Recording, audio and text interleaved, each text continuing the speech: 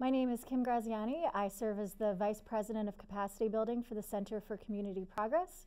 We are a national nonprofit organization that works with communities across the country, helping them to prevent, acquire, manage, and repurpose vacant abandoned properties in their communities. Well, I think for communities who are thinking about land banking, some really key critical components are the following. One is to really know your inventory.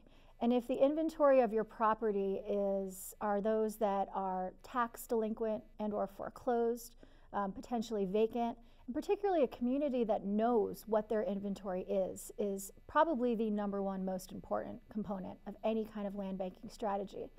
And once you sort of define and know what your inventory is and really define what your problem is in your respective community, I then think it's really thinking through whether a land bank is the right tool to deal with that problem. Land banks traditionally are used successfully in areas where there is intergovernmental cooperation.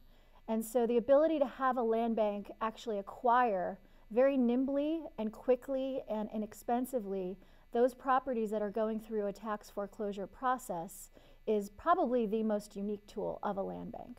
So again, communities that have the data really have identified properties, particularly those that are vacant, abandoned, and tax foreclosed, and the ability to have a land bank work with other units of government, community, and the private sector to target those properties and to gain control over those quickly to prevent further deterioration is a real success story.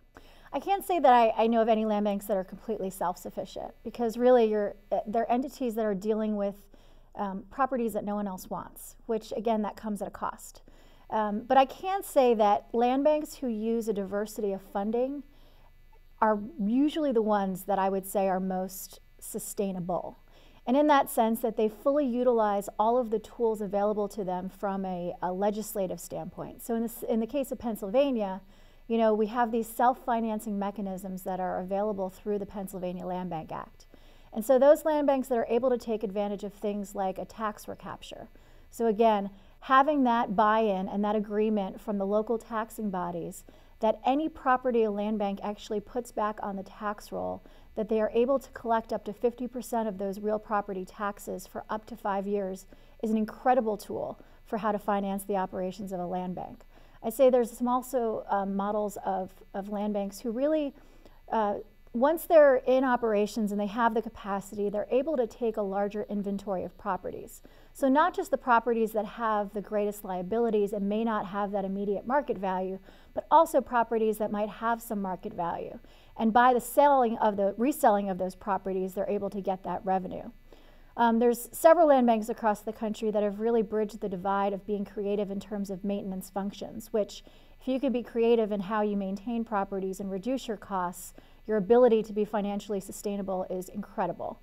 So really looking at existing community partnerships, looking at programs such as ex-offenders, and being able to sort of incorporate maintenance policies and programs with community resources has been very successful in many land banks across the country. So I think when we talk about outcomes, I think we tend to look at traditional outcomes that we can see, touch, and feel. And so I just say that while I can give those examples, I wouldn't underestimate the value and power of just people in a community feeling like they're cared for. And what I mean by that is walking down the street and not being bombarded by images of abandonment is incredibly powerful for a community's ethos and just the general, I say, feeling of hope that they have for a community. And so many times the land bank really serves that function of showing people and residents and businesses that they care about that community. And not only that, but that the land in that community is an asset and not just a liability. And so that really has, I think, a very contagious and a positive way effect on the residents of that community. I also say in terms of physical outcomes, you can never underestimate the power of just seeing, a first-time homeowner walk into a house that's been redeveloped by a land bank. Or even when you look at downtown Flint Business District in Michigan and looking at the ability of that land bank to acquire so many of those commercial properties, and you actually see a bustling downtown, vibrant core based on the work of the land bank. In the same sense, there are so many examples across the country where land bank has really focused on the preservation of green space and really adding to, you know, passive and active greening recreational uses, playgrounds, parks, community gardens. Those have been, you know, there's so many land banks that do that, but even just the non-traditional development in terms of interim and greening uses has been incredibly valuable.